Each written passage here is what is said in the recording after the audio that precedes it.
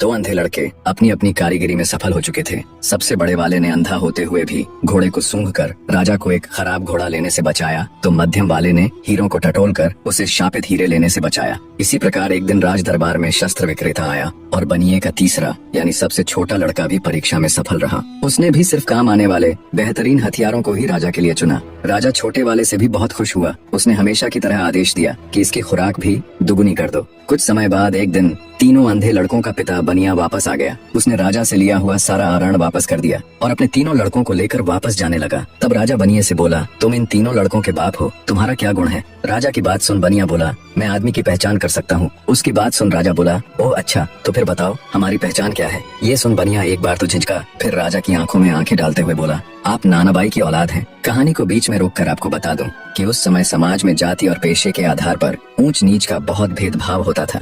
बनिए ने राजा के पूर्वजों को नानबाई यानी एक रोटी या ब्रेड बनाने वाले के वंशज कहकर यह जताने की कोशिश की कि राजा किसी राजवंश से नहीं बल्कि एक साधारण पृष्ठभूमि से आया है। फिर से कहानी में चलते हैं। आगे बनिया बोला, जब भी मेरे लड़कों ने अपनी अद्वितीय पहचान दिखाते हुए कोई अद्भुत कार्य किया तो आपने उन्हें कोई पुरस्कार न देकर हर बार उनकी खुराक यानी खाना ही बढ़ाया है। इतना सुनते ही राजा के पूरे तन बदन में आग लग गई। क्रोध में अंधे राजा ने हुक्म देकर न सिर्फ बनिए को बल्कि उसके तीनों पुत्रों को भी मौत के घाट उतरवा दिया। इतनी कहानी कह दैत्य दंभिकासुर राजा विक्रमादित्य से बोला, बताओ बनिए को उसके लड़कों समेत मारने वाला राजा पाप का भागी बना या नहीं? राजा विक्रमादित्य बोले, खून का असर भला कभी जा सकता है क्या? बनिए को समझदारी से काम लेना था, अपने कारण वह बेटों समेत मौत की गोद में समा गया। इसमें पाप का भागी राजा नहीं बल्कि वो बनिया ही था। राजा विक्रमादित्य की बात सुन दैत्य दंभिकासुर बोला, तुमने बिल्कुल ठीक कहा विक्रमादित्य। इतना कह दैत्य चुप हो जाता है। उसे अनुभव होता है जैसे उसके हर सवाल के जवाब के साथ उसकी शक्ति कम होती जा रही है। उसने देवताओं को प्रसन्न कर जो वरदान लिया था